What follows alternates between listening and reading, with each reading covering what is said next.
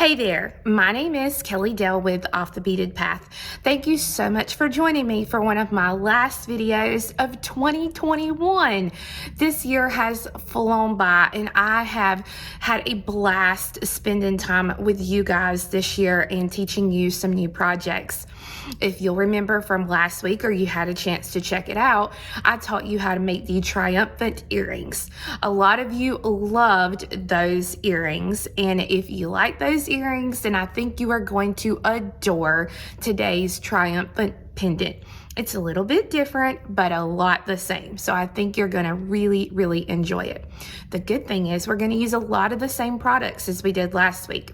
So you're gonna use 2 colors of a size 11 Delica bead. Now you can use more, completely up to you. But for my sample today, I'm going to use 2 colors. A color A, Delica, which is going to be my most sing color, and a color B, Delica, which is going to be the 3 corners there of my elongated triangle. You're going to need a couple of grams of a size 15 seed bead. I've used my Yuki, but I'm sure Toho will work as well if you have that. And then the only other special bead you're going to need is an SS47 Chaton. Now this is a product made by Preciosa. It is a very deep chaton with a very sharp point down at the bottom. It's a beautiful bead that I sell on my website at offthebededpathbeadstore.com. Now, if you do not have one of those chatons, you can use a 10mm Rivoli, as I've tested it and it will work. And it looks pretty much the same, not 100% identical, but it will kind of work its way and look just as nice. The only other thing you're going to need besides that is a size 12 needle. Don't try to pick up those 10s. I know some of you, and you will not be happy because you are going to bust beads. So listen to Kelly when I say use a size 12 needle, okay? And I'm going to be using the dragon thread today in the 0.006. You can use a 4-pound fire line if you have 4-pound fire line. You can use your 1G, your KO, whatever. Just make sure that if you start to work a couple of rows and it feels kind of tight in the beads, to change up your stringing material, because like you seen in last week's video, it's going to get kind of tight working, and if you use too tight of a thread or too thick of a thread, what's going to happen is you're going to bust beads and you're going to be really unhappy. All right, so guys, let's get started to learn how to make this Triumphant Pendant. Okay, my friends, here is the pendant that I'm going to be showing you how to make today. I love this color combination, and I wish that you could see this in person. It is so beautiful. Here is one that I have done in some really neutral colors. And then here is one, and I swear it makes me want to sing Feliz Navidad because it looks so festive and fun, and I just love it. Now, this is the one that I used with the 10mm Rivoli versus a chaton. So you'll see that the chaton is going to sit a little bit higher than your Rivoli, but all in all, you're going to get very close to the same look as you will versus the chaton and Rivoli. So that will give you kind of a visual assistance on what that's going to look like. So that I don't have to explain because I know you don't want to sit through it again. To learn how to make the elongated triangle, you can watch my video from last week, and I'll have Sammy link it right up there so that way that you can see how to make this step by step, because I did show that last week. What we want to do is we need to make this smaller triangle. We are going to make a strip here of peyote, and then we need to encase our piece so that it completely will give us a fun new pendant. Now, if you'll remember last week's earrings, they were up and down, whoops, like this. So I've just flipped it around upside down to give us a little bit of a different look. And I'm going to show you a couple of different ways you can finish this off. Here is a little loop of seed beads that I've done to just thread some chain through it. And I've made some little tiny beaded beads there with peyote to finish that one out. And I'm going to show you a necklace that I have started for this one, so you can see that you really can do whatever you want with it.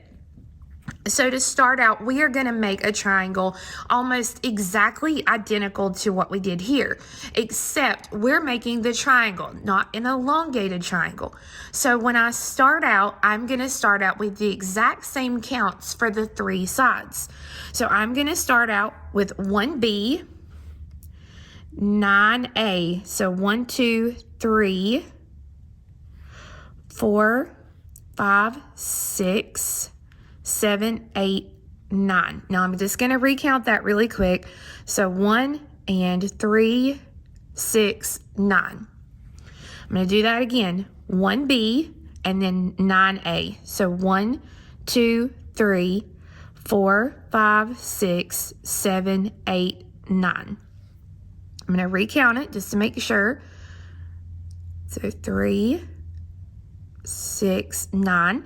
And I'm going to do that one more time. So 1B and 9A. 1, 2, 3, 4, 5, 6, 7, 8, and 9. And so that I do not forget it, the A that I'm using today is DB726.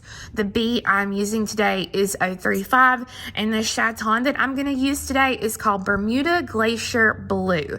And again, I have these in my website at offthebeadedpathbeadstore.com. Also, any of the other color combinations that you see today are on the written pattern that I will have for sale as well. So I'm going to bring these down and leave myself just a little bit of thread. And I'm going to tie these together. And people always kind of get antsy about tying things together without going back through everything again, because you don't want to go back through it again, because just like last week, we're going to have to go through all of these beads several times. So what I do is I just kind of take my finger and put my finger in here. And you can see that I got a little bead there. So there we go. So I just kind of use my fingers to hold on to that little loop as I pull the thread tight. And I just kind of keep holding on to it as I make my next little double knot here.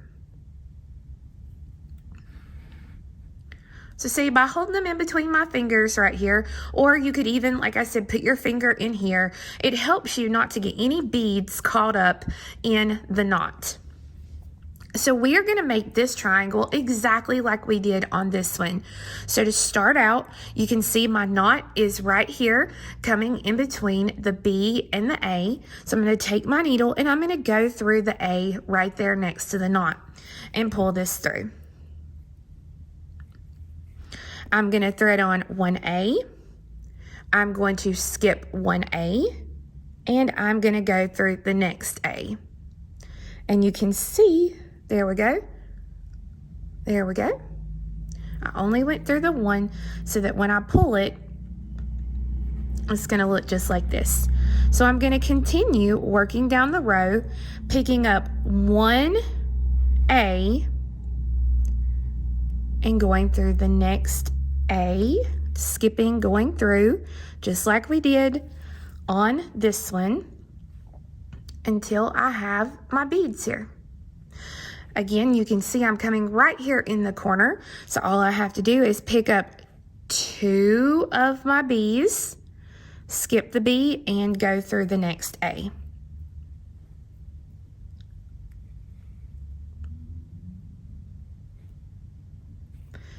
And I'm going to slide all of these out of the way a little bit here. Now I'm just going to continue with my peyote, picking up an A, skipping an A, and going through an A.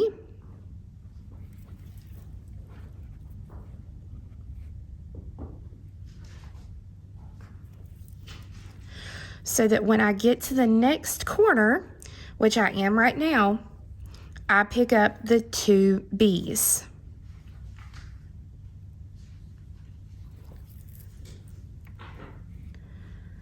And I have one more side to do here, so I pick up an A, I skip an A and I go through an A.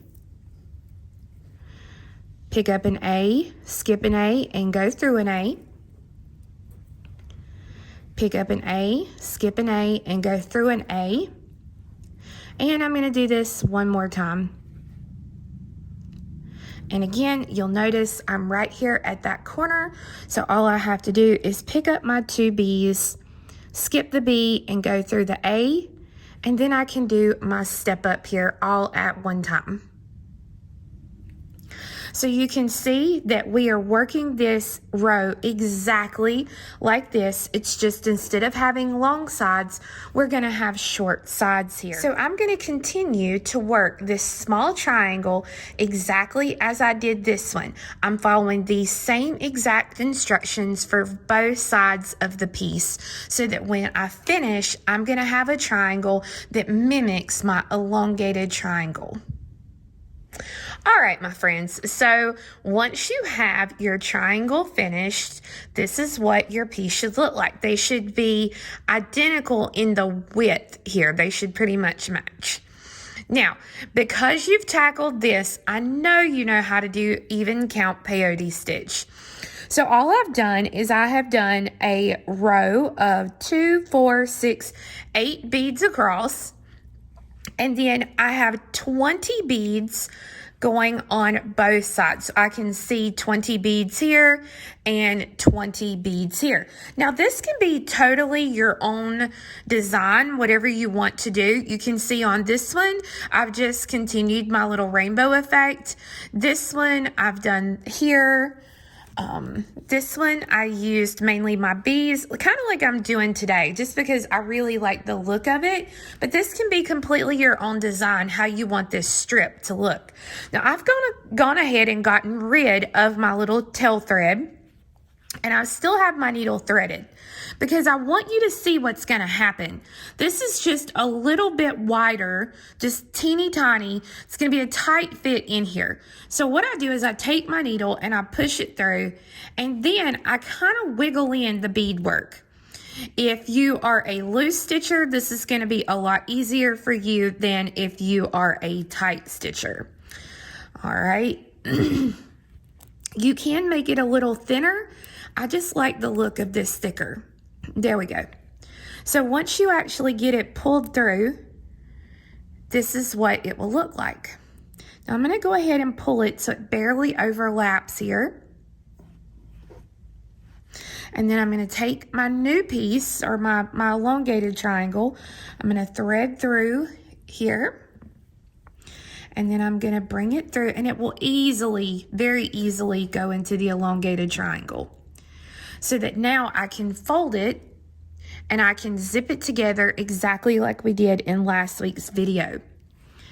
We're doing the little zip method, super easy.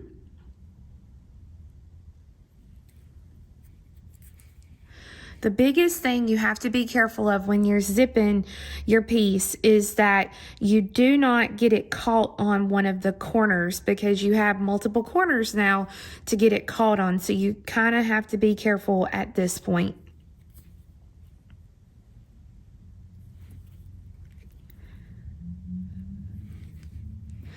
And once you've got it zipped, then you can just basically stitch through several of your beads to get rid of the thread. Now you see here it got caught. Last little part. There we go. So I'm just gonna work and stitch through the beads in some different directions, kind of up and down, side to side.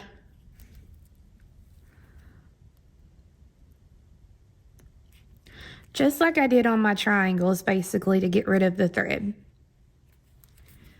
And once I'm happy with it, then I can take my scissors and I can cut that off so that now I have my completed set together. But you'll see we still have one more step to go, and this is where you will encase your chaton. All right, so it's at this point we need to have a little bit of a chat. I am a very, very tight stitcher. So when I originally did my first sample, I tried to start it out by adding 26 A beads in my initial circle. Well, I had to force the Chaton in there. It was not pretty. So what I ended up doing, because I am a very tight stitcher, I ended up adding 28 A beads in this initial circle that we're going to be starting for our Chaton. If you are a loosey-goosey stitcher, you may want to dip down to that 26 number, okay? It's gonna work out the same way whether you do 26 or you do 28, but it just depends on what type of stitcher you are. All right, so that's what we're gonna do. So I'm gonna thread my needle with a new piece of thread, about a yard, approximate that, and then I'm gonna pick up either the 26 beads for my loosey-goosey friends or my 28 beads for my tight beading friends. All right, so let's go ahead and pick up those. Now, it's completely up to you as to whether you want to do your A's or your B's. I personally have enjoyed it using my A's for this, but then when you go to something like this one, which is multicolored, it's kind of hard to pick an A to go with. So on this one, you can see I actually picked the blue just because I liked that color. I wanted to pull that color out. So it's up to you. And the multicolored one, again, I just used one of my A's. I just picked the A that I like the best. So it's completely up to you which color you want to do, but either 26 or 28 beads. So as you can see, I have got my 26 or my 28 beads, and I have tied them into a circle and went through one bead of the circle exactly like we've been doing in all of our other steps. So we're going to work a round of peyote, doing the same steps that we did the whole time with our triangles. We're just going to pick up our main color, whatever color you decided to do here, and go skip a bead and go through a bead. And I'm going to do this all the way around so that I have a flat little circle of beads that's going to look something similar to this. So once you go all the way around, then you're going to do your step up, and then we're going to work one more round of peyote, and that is if you're using the Chaton. If you're not going to use a Chaton and you're going to use a Rivoli like this, there's no need to do another row. You'll just move on to the next step. But for those of us doing the Chaton, we'll need to do one more row. And as you work this row, instead of staying flat, you want this to become a cylinder shape. All right, so you can see how it's starting to lift up here. So I don't want to keep it flat. So I may end up kind of holding it on the side like this so that it just helps to keep it like this rather than like this. But I'm going to work around and do a step up. So once you've worked around, your piece, like I said, should no longer be flat. You should have a cylinder shape. Now we're ready to add our little 15s here. So we pick up a 15 and go through the Delica sticking up.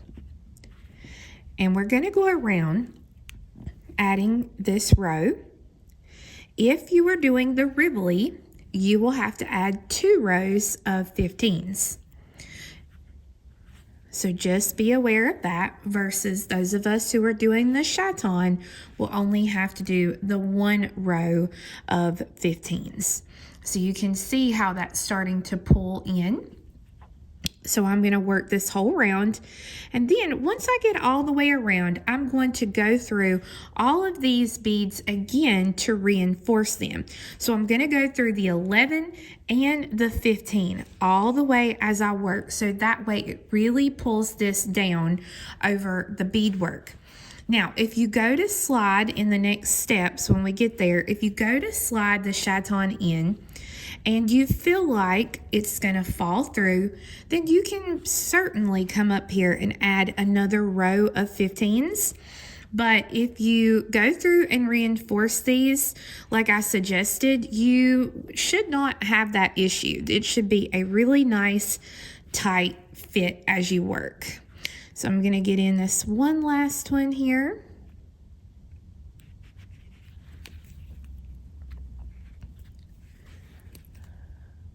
Of course, that one's being cheeky and don't want to go in.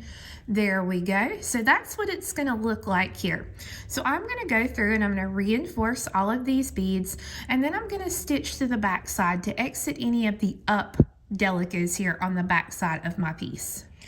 So I have gone through and reinforced, and now you'll see I am back here to the back where it is sticking up.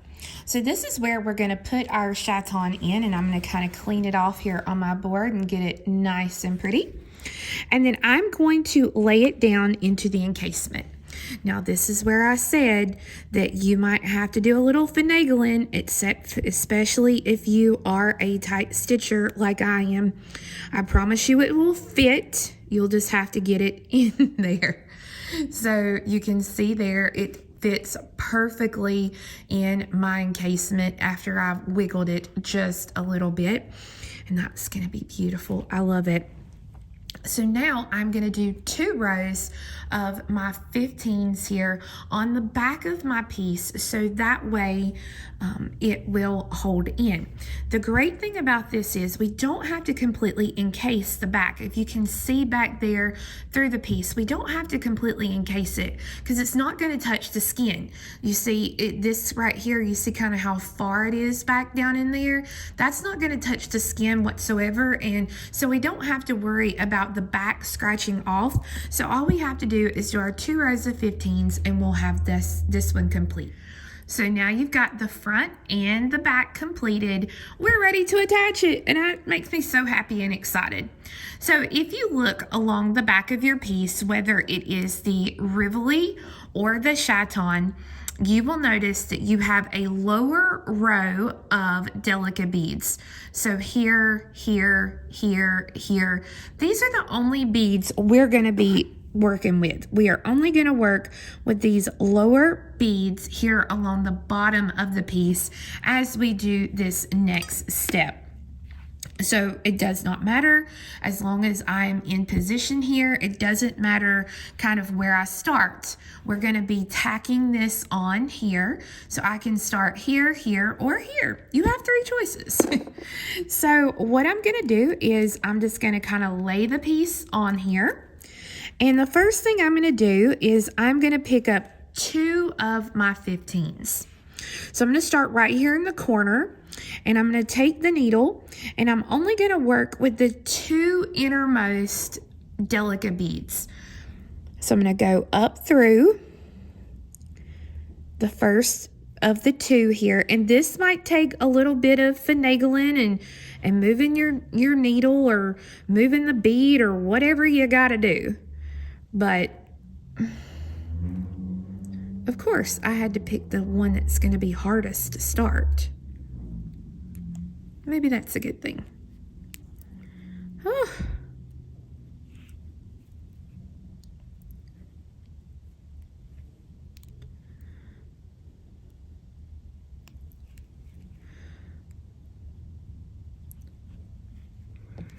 Sometimes you might have to take your thumbnail and push a bead down like I just did there so that you can get in position to go through that bead. Now before I pull this all the way tight, I'm going to go ahead and take my needle and come back down through the bead right next to it. Now sometimes depending on where your needle's at and all that kind of stuff, you may have to go underneath the little piece here to get it to where you want it.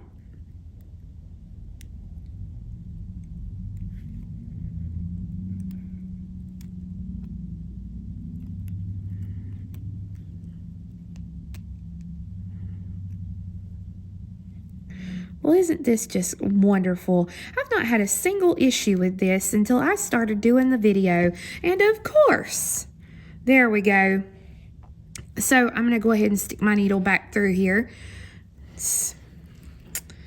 There we go. So you can see how it's coming out. I come up through this bead, down through this bead, and when I pull this tight, those beads pop up together. So I did 2 here. Now at the top, we're going to pick up 3 15s. And if you look right below, I came out here to start, so I'm going to go through the next lower Delica bead on my piece here to tack that in place. And when you pull that, you'll see how that looks there. So now I'm going to stitch to my beads to come out over here at the next corner. Now don't fret too bad on this. Don't stress out and go, oh, well, I have to go exactly 3 beads to the left, or you know, whatever direction you're working in. Don't stress out about that. Just my main issue is just to get it tacked into the corner. It's going to look perfect no matter if you tack it exactly in the corner or you're a little off. It's completely fine. I know how some of you stress over these things. There we go. So you can see now that when I hold it like this, I'll be coming out right here at that corner again. So we need to mimic this side. So first I pick up 3 because I'm at the top corner. So 3, and you can see if I need to, I can kind of take my needle and push it down inside of this little opening so that it's a little bit easier for me to come up through the one bead here in the corner.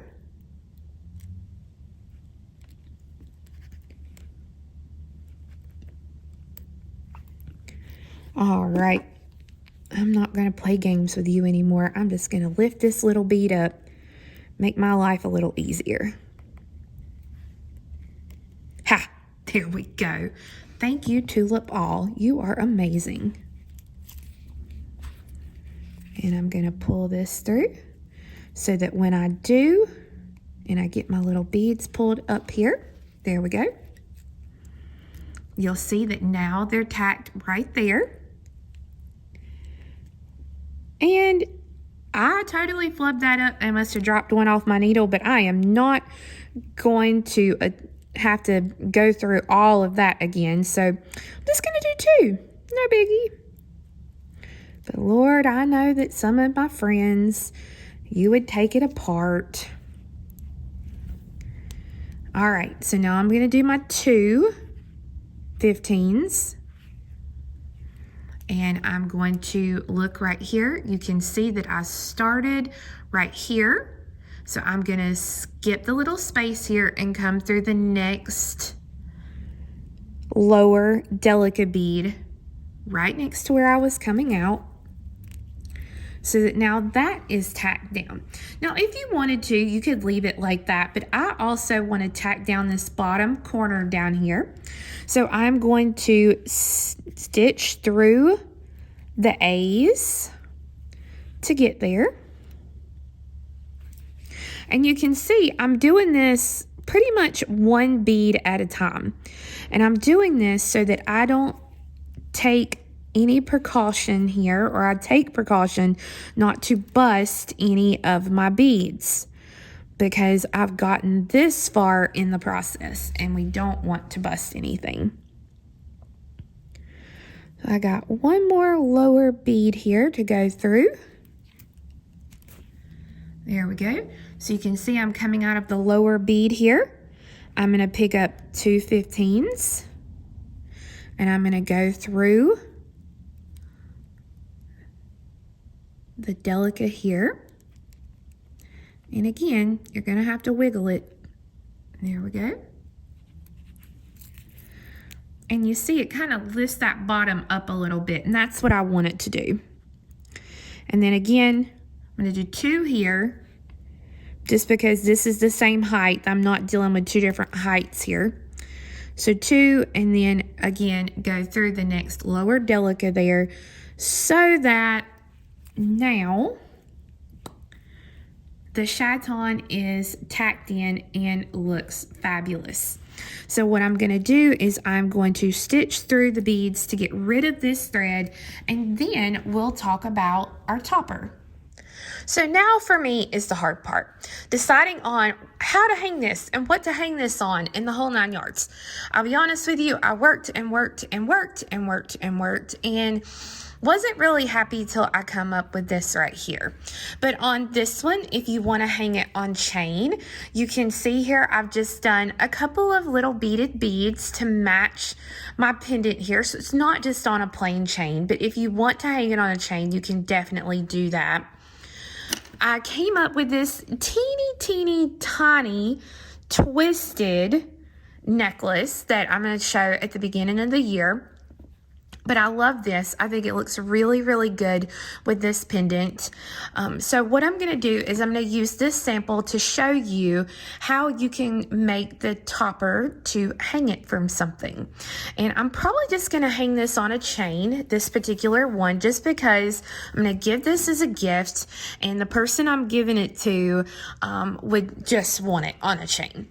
So what I've done is I've taken the extra thread that I had left over from encasing my little cabochon or my chaton, and I have just added it to my triangle, and I'm coming out of the very top bead right here. Now, if I wanted to, I could, and I had what it is that I was going to put it on, I could kind of use it to measure out. So I'm just going to kind of leave this sitting here for a minute, and I'm going to start out, I think, by picking up 3, 4, 5, 6, 7, 8. 8 might be too big. Let me see. I think I'll do 6 beads.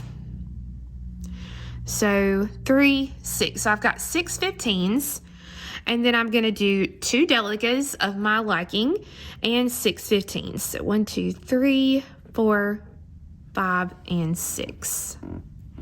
And if I'm going to hang it onto something a little bit thicker in diameter like this, I may just have to play with the counts to figure out how big that I need to make it. But I'm going to pick those beads up, and I'm going to go back through the same bead I'm coming out of to make a circle. And you'll see it makes a little circle. Well, that's fine. That's not what we're going to end up with, so don't worry. But I'm just going to go through, and I'm going to reinforce my circle of beads again. And I'm going to come out of the Delica at the top in the corner. Now I'm going to pick up 6 15s. So 1, 2, 3, 4, 5, and 6. And I'm going to come through the 2 Delicas here at the top. So my thread is coming out this direction. So I'm going to take my needle and just come through those 2 beads right here. And then I'm going to pick up 6 15s and go through that Delica bead again. So that when I pull it, you'll see now what's happened is it's made an opening here on the edges for something to slide through and hang, and it works out perfectly. So I'm going to go through and reinforce this again.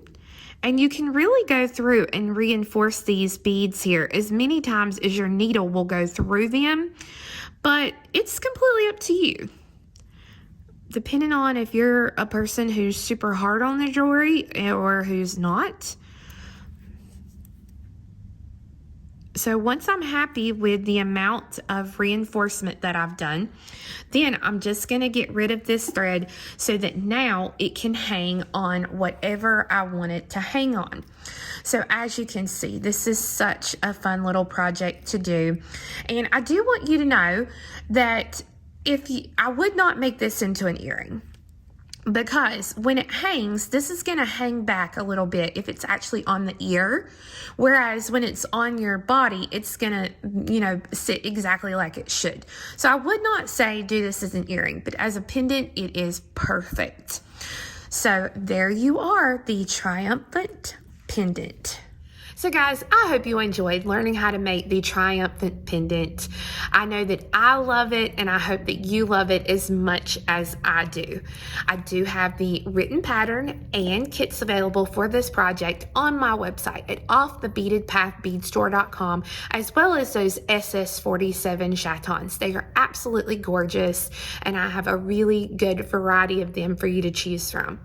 Now, with that being said, I do want to thank you for letting me spend some of your time with you in 2021, teaching you and helping you learn new skills. And I hope that in 2022, we will be blessed to be able to spend more time together and do even more projects together. So guys, thank you so much for watching, and we'll see you again next time. Bye-bye.